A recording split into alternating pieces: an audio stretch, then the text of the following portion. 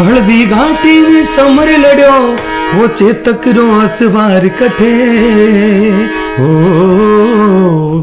मायड़ थारो वो पूत कठे वो एक लिंग दीवान कठे वो महाराणा प्रताप कठे।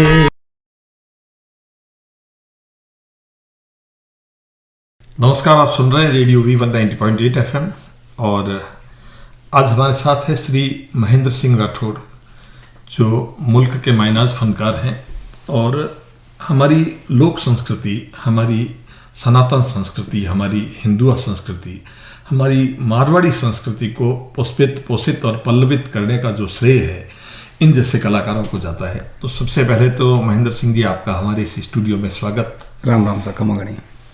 बहुत सी भजन संध्याओं के आप हीरो रहे। आपसे जो ये हमारा पूरा मारवाड़ है जी, ये पुष्पित, पोषित और पल्लवित है, सुगंधित है और आपकी जो सुमधुर स्वर लहरियां हैं इनके माध्यम से आपने हमारी इस मारवाड़ की संस्कृति, कोई मारवाड़ की धरा कोई नहीं, पूरे हिंदुस्तान में जहां जहां मारवाड़ी लोग रहते हैं उसको आपने जाके सराबोर किया है। तो आज की जो संस्कृति अपन देख रहे हैं, भजनों की जो स्थिति है या भजन कलाकारों की स्थिति है जी, और जो जिस काल में आपने शुरू किया था, क्या अंतर देखते हैं उसमें? नमस्कार, radio V190.8 FM voice of Jalore. आज मैं स्टूडियो में हूँ हमारे अनिल जी भाई साहब के साथ और आप सभी लोगों से रूबरू होने का मौका मिला है। बहुत सुंदर सा प्रश्न आपने किया और जितना कुछ मेरे बारे में बताया वो कुछ भी नहीं है। इनका बड़प्पन है, सभी से प्यार करते हैं, सभी का मान करते हैं। तो मैं सबसे पहले अनिल जी भाई साहब को प्रणाम करता हूँ, आप सभी का अभिनंदन करता हूँ।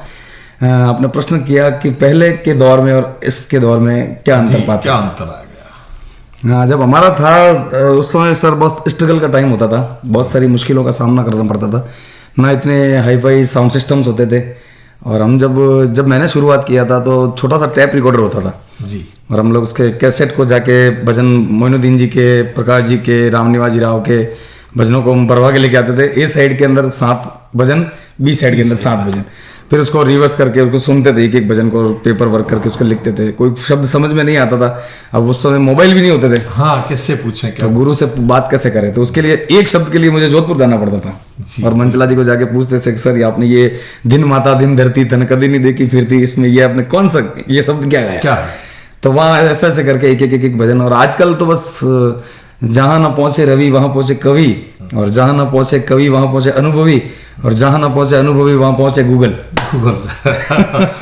तो आजकल देवता है, गूगल गुरु सबके पास है, उनको सबको कलाकार कर दिया। अब आज के दौर में सर सीधा गूगल के जाके प्रश्न करते हैं कि गुरु वंदना महेंद्र सिंह राठौड़, उसके लिरिक्स दे दो, कोई भी गाना ले लो, गीत ले लो, भजन ले लो, सभी कुछ भरा पड़ा है और सारी दुनिया मोबाइल में सबके साथ है, सबके सामने। लेकिन एक बात महेंद्र सिंह जी, भले ही कितना ही कहो, एक वो कवि ने कहा कि रोटी गूगल से डाउनलोड नहीं होती है। तो जितना आपका अनुभव है जी, जो आपने तप करके जी, चल करके सीखा है, और ठोकरें इंसान को चलना सिखाती है। जितनी ठोकरें आपने खाई है उतना आज के कलाकारों को खाने की जरूरत नहीं पड़ती। बिल्कुल नहीं है, बिल्कुल नहीं। तो वो जो अनुभव है, जैसे हमारी सनातन संस्कृति को लिया जाए तो मारवाड़ी में कहते हैं कि परा पसंती जीव और मदा वेकरी। तो इस तरह से जो वाणी है, जीव, ईश्वर, ब्रह्म और आत्म विवेक की वाणी होती है। इस्लाम में कहा जाए तो नात, हमद, मनकबद और कव्वाली है। इसी क्रम में, इसी तरीके से भजनों को गाया जाता है। आजकल लोग उसके जानकार भी नहीं रहे।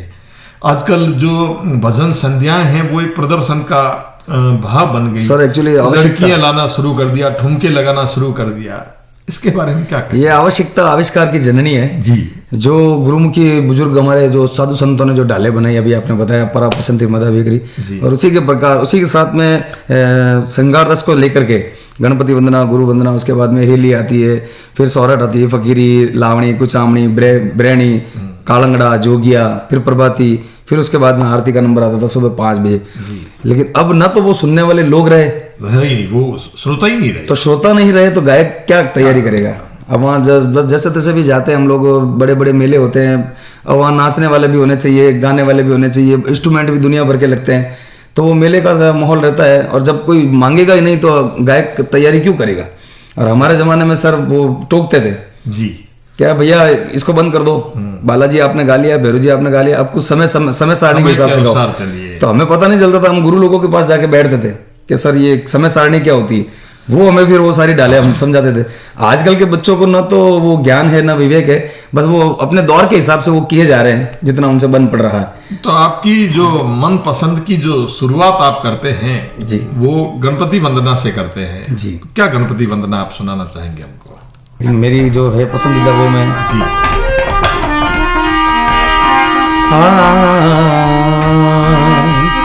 गणपति गुण दाता सदैव सुख पाता, विघ्न टल जाता, हृदय में ज्ञान सुनाता जी।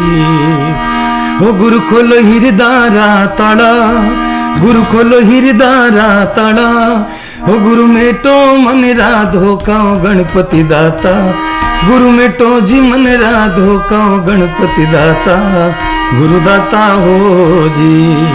मूल महल में वसे गजानंद, नित उठ दर्शन पाता हो गणपति दाता, गुरु दाता हो जी।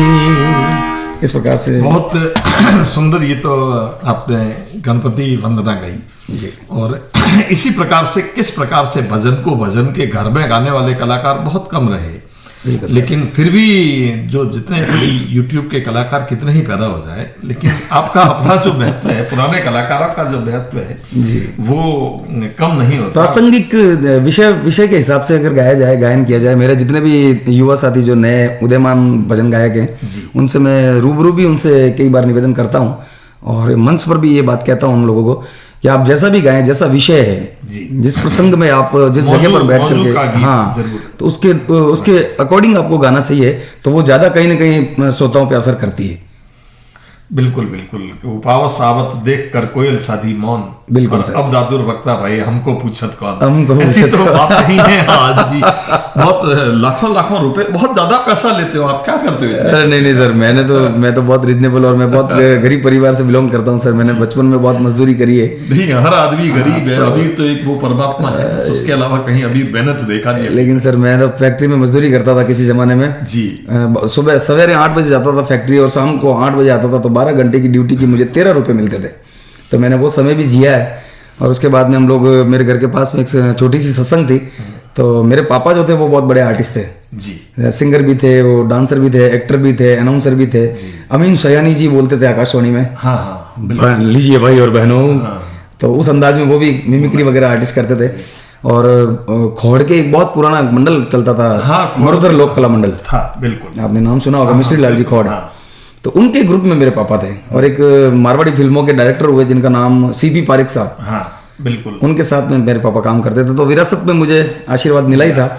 और दूरदर्शन पे जब कभी पहले चित्रहार आया करता था, बिल्कुल आता, और उसमें कुछ 8 गानों की सीरीज आती थी, तो मुझे वो 8 गाने याद रह जाते थे। अच्छा। और स्कूल में जब बाल सभा होती थी तो मुझे बुलाया जाता था कि महेंद्र सिंह को बुला के लाओ। फिर मैं आता था, मुझे बोलते पहले नंबर पे गाना कौन सा आया, मैंने कहा ये आया, दूसरे नंबर पे कौन सा आया, ये आया।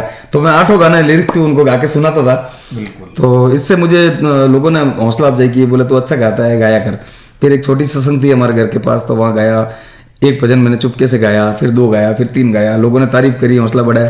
तो धीरे धीरे हिंदुस्तान के कोने कोने में जाकर गाने का मुझे कि वो कहाँ अपना गुजारा है तुम्हारी रह गुजारी में, यही अपना मुकद्दर है कि हम बुलवाए जाते हैं। जय हो। तो कहीं न कहीं अपन को बुलवाते हैं। तो क्या अपनी पसंद का कौन सा एक भजन आप सुनाना चाहेंगे?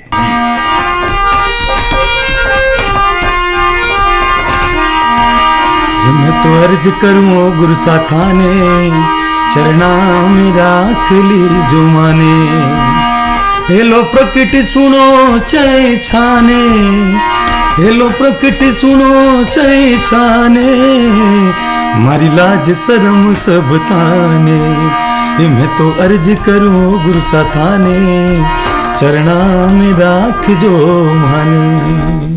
गुरु तो सबसे बड़ा है, प्रकाश की ओर ले जाने वाला है। बिल्कुल, और कहीं न कहीं आपको भी पिता रूपी जो गुरु मिले हैं, बिल्कुल सर, उनकी ही बदौलत आपने ये सब सीखा है। तो जाते जाते हमारे जो अंतिम आप भजन सुनाओ हमको यहाँ इस स्टूडियो में, उससे पहले जो ये नए कलाकार हैं उनको क्या बात कहना चाहेंगे, जो आजकल प्री रिकॉर्डेड जैसे जिस म्यूजिक पे या स्टूडियो के अंदर इंडोर जो गाना तो समझ गए, लेकिन आउटडोर में जब उनको गाना पड़ता है, लाइव गाना पड़ता है, तब बड़ा भारी पड़ता है उनके लिए। क्या कहना चाहेंगे उन कलाकारों, उन नौजवान सिंगरों से, उन नए हमारे कलाकारों से, चाहे वो मेल हैं चाहे फीमेल है, मेरे भाई बहन जितने भी हैं, तो उनसे मेरी ये निवेदन है कि आप जो भी गाएं पहले उसको खुद समझें, उसका सार समझ लें, क्योंकि जिसने अध्ययन किया है वही किसी बात का प्रदर्शन कर पाएगा। बिल्कुल। आजकल लोग बस यूट्यूब पर ईयरफोन लगा के सुन लिया और डायरेक्ट गा दिया, तो वो ना तो संगीत है शक्ति ईश्वर की, हर स्वर में बसे हैं राम, और रागी जो सुनाए रागनी तो रोगी को मिले आराम। थोड़ा सा संगीत को हम लोग भक्ति संगीत बोलते हैं, तो थोड़ा भक्ति को भी सीखने का प्रयास करें और थोड़ा संगीत को भी सीखने का प्रयास करें, और इन दोनों का जो समागम होगा तो वो हमारी संस्कृति, मैं समझता हूँ कि बहुत अच्छे आयाम तक जाएगी। तो जो भी गाएं, जिस भजन को भी गाएं, उसको पहले समझ लें और श्रोताओं को भी समझा करके गाने का प्रयास करें। जिससे मैं जिनसे बहुत प्रभावित हूँ, हमारे राजस्थान की शान है भाई साहब प्रकाश जी माली, गुरुदेव जनाब मोइनुद्दीन जी मंचला, इन्होंने जो भी गाया, जिस भी भजन को गाया, तो इस तरह से पब्लिक को समझा करके गाया कि वो लोगों के जीवन के अंदर वो बात उतर गई और वो बहुत उनके जीवन में काम भी आई। ऐसा ना हो, जितने भी नव गायक जो गा रहे हैं, ऐसा ना होगा आपने आए, आपने गाया, आपका पेमेंट लिया और आप रवाना हो गए।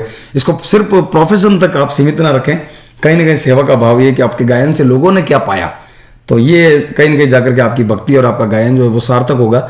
तो थोड़ा समझा करके गाएं, उस भजन के अंदर अपना भाव उतार करके गाएं, तो आपका गाना सार्थक होगा। बूंद बूंद से सागर बनता है, और आज जब भारत को विश्व गुरु बनने की दृष्टि से पूरा विश्व देख रहा है, जी बिल्कुल, तो कहीं ना कहीं अपना भी उसमें जो आहुति लगे। आपने बहुत अच्छी बात बताई कि जहां भी अपन गाएं तो केवल उसको वृत्ति के उद्देश्य से नहीं, वो अभिवृत्ति के रूप में ही नहीं रखें, और उसको मूल, उसकी सार्थकता और उसके मूल भाव को समझें।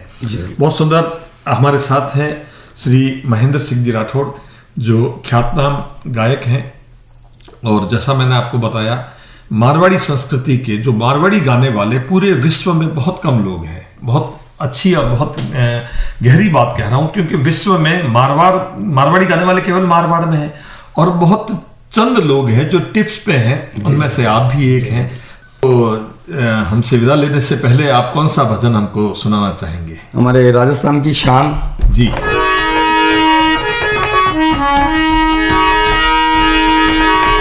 हल्दी घाटी में समर लड़ो,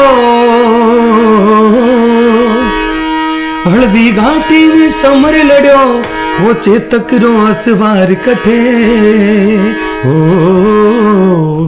मायड़ थारो वो पूत कठे, वो एक लिंग दीवान कठे, वो महाराणा प्रताप कठे। मैं बाछो है इतिहासा में, मायड़ ते एड़ा पूत जण्या, थन पान लजायो नी थारो, रणधीरा वे सिरदार बण्या। बेर्यारे मनसू बाडीला, बेर्यारे मनसू बाडीला, सारा पड़िया उन रे आगे, वो झुक्यो नहीं नर नारियो, अकबर री सेना रे आगे। हिंदुआ सूरज में वाड़ रतन, हिंदुआ सूरज में वाड़ रतन, वो महाराणा प्रताप कठे, ओ मायड़ थारो वो पूत कठे, वो एक लिंग दीवान कठे, वो महाराणा प्रताप कठे। हिंदुस्तान की शान है महाराणा प्रताप, और आज भी जब राजस्थान में शौर्य की बात आती है तो सबसे ऊपर देखा जाता है। और वैसे कहते हैं कि यूनान, मिस्र और रोमा सब मिट गए जहां से, अब तक मगर है बाकी नामो निशा हमारा, और कुछ खास है कि हस्ती मिटती नहीं हमारी, सदियों रहा है दुश्मन दौरे जहां हमारा, सारे जहां से अच्छा हिंदुस्तान हमारा। जय हो ऐसा। बहुत बहुत धन्यवाद। बहुत सुंदर आपने हमारे स्टूडियो में आके अपनी बात कही। बहुत बहुत आपका आभार और धन्यवाद। शुक्रिया सर, धन्यवाद।